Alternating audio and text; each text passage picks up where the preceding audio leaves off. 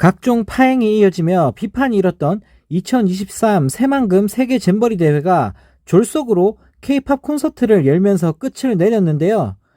이런 어처구니 없는 정부의 행태를 본 외신들의 비판 보도가 쏟아지고 있다고 합니다.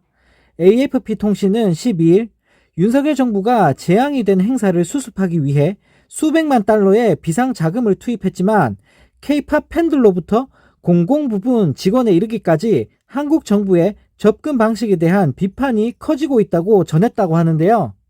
또 잼버리 폐영식 공연과 프로그램이 일부 겹치는 방송사 음악 프로그램이 알려지지 않은 이유로 갑자기 취소됐으며 성일종 국힘당 의원이 멤버 2명이 군 복무 중인 BTS를 재결합시켜 무대에 세워야 한다고 주장했다가 팬들의 반발을 샀다는 소식까지 전했다고 합니다. 그러면서 산업은행과 한국전력공사 등 공공기관 직원 1000여 명이 콘서트를 돕기 위해 동원됐다고 보도했고, K-팝 콘서트가 열린 상한 월드컵 경기장의 잔디 훼손 논란도 다뤘다고 하는데요. AFP 통신은 또 아이돌 팬은 그들이 좋아하는 그룹이 촉박한 일정에서 무대로 끌려나간 것에 눈물을 흘렸으며 축구 팬들은 비싼 잔디가 훼손돼 눈물을 흘렸다며 도대체 누가 잼버리 콘서트로 이익을 얻는가라는 글을 소개하며 윤석열 정부를 비판했다고 합니다.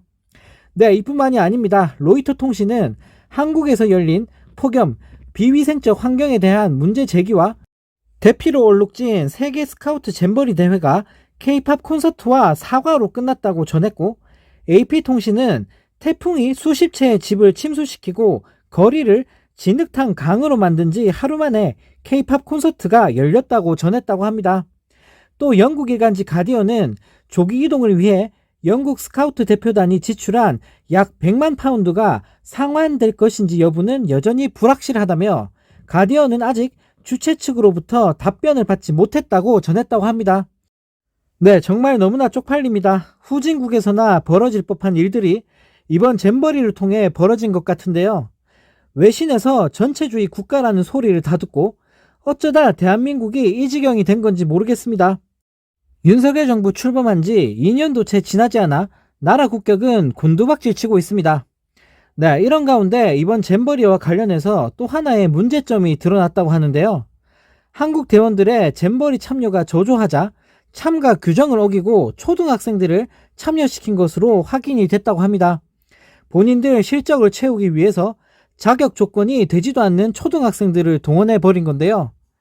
연일 계속되는 폭염과 더러운 화장실, 부족한 샤워실 등 논란이 뜨거웠던 잼버리 나흘차에 힘든 야영을 견디지 못하고 한국 대원들이 줄줄이 퇴영하기 시작했는데, 이때 새만금을 떠난 대원들은 모두 초등학생들이라는 사실이 밝혀지면서 국민들을 열받게 하고 있습니다.